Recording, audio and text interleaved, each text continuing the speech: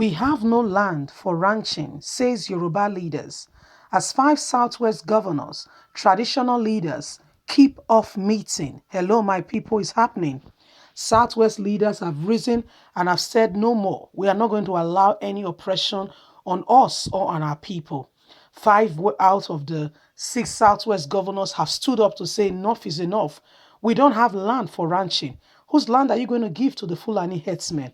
For all we know, cattle rearing is a private, personal business. When has it become a national issue that people are being pressured to give their land, or they will continue to allow the Fulani herdsmen to destroy lives and property? That is the inference from the government, from the federal government statement, by doing nothing about the current insecurity of Fulani herdsmen, invasion into people's land, and committing a lot of crimes and atrocity currently today. Anyway, Yoruba governors, Southwest governors, as well as the traditional leaders, have stood up. They refuse to attend any kind of security meeting, trying to encourage them or put on them to, accept to give lands to Fulani people for their cattle ranching. Please don't forget to give us a thumbs up, subscribe if this is your first time. Thank you so much. God bless you.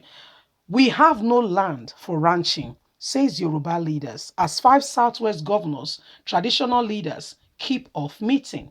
Prominent Yoruba leaders, including the Aremu Akokofo of Yoruba land, Gani Adams, yesterday vowed not to give any land in Southwest for cattle ranching.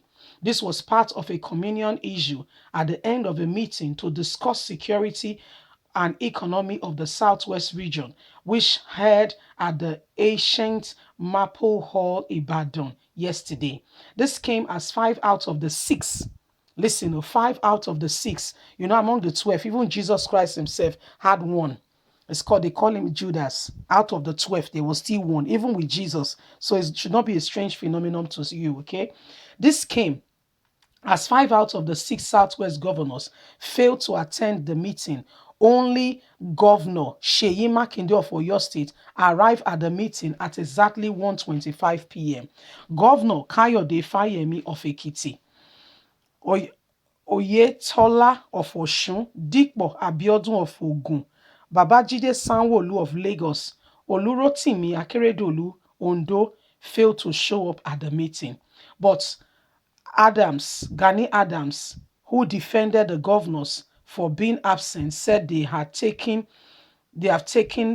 giant steps in checking insecurity. Also, most traditional rulers in the zone, except the Ekiti Oba Joseph, were absent. Although the moderator of the program did not mention any name, he said several kings were invited to the program, except the Oba Adewale. Other prominent monarch, such as the Alafin of Oyo and other prominent Obas in the region, were also are invited into the meeting. Notable personalities at the meetings were the Kakofo, which is Gani Adams, the governor of Oyo State, Seyi Makinde, Chief Yemi, and other prominent sons and daughters of Yoruba State were there.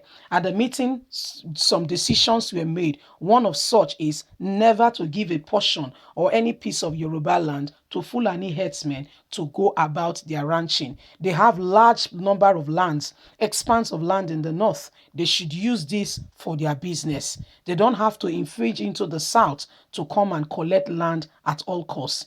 They also backed the establishments of the Amotekun, and as additional unit of security architecture in Yoruba land also needs to be put up, while advising that the initiative be stretched further to allow operative of the outfit to bear arms. This was also looked into. Leaders also adopted the Yoruba national anthem by Osun and Ondo states, while recommending same to other Southwest states. Reading the communion, the Secretary General, YCE, Dr. Kunle Ajayi, our forests are sacred, untouchable, and such. No terrorist activity is allowed in any of the forests in our Yoruba land. Nobody should give any attention to allow this to continue to happen. They concluded on the position by saying the meeting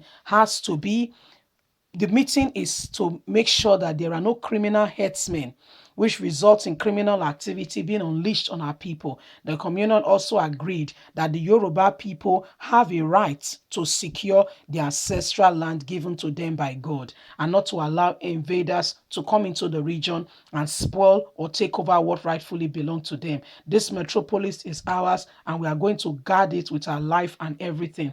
They urge peace to reign and unity, oneness, so as to be able to fight the approaching danger that is coming. For instance, Chief Defense Minister of the Federation also retired, also joined in helping to expand and advise that they should make sure they are prepared to defend themselves. Imagine a former chief, in a former defense minister saying to Yoruba land that they should make sure they are prepared to defend themselves.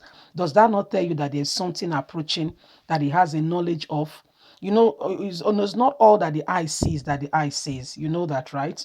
Where else does one get self-help in the matter of what is becoming? We must all be prepared, knowing fully well that the federal government of Nigeria has made Zamfara state a no-flying zone and has bound the airspace of movement because of the current declaration of war by terrorists in that region. We must not allow our place to be degenerated because they will do it all at once without even considering.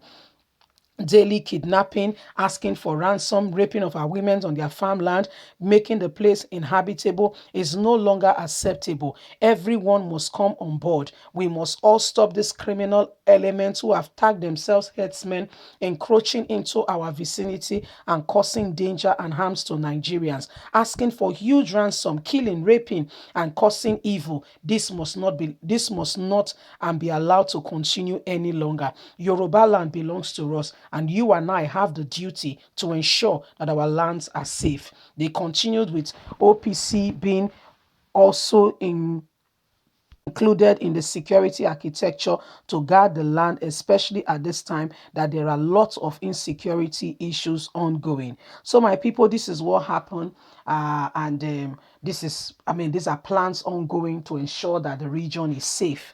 With the current security situation of the country, all hands must be on deck. Everybody must be prepared to do something to ensure their safety, not only of themselves, but also of their people. We cannot fold our arms and allow injustice and evil to continue to happen. For you can see that the federal government is up to something. So my people, leave us a comment. Don't forget to like us, share, subscribe. Click on the notification button so you can get all our latest news. God bless you. Bye for now.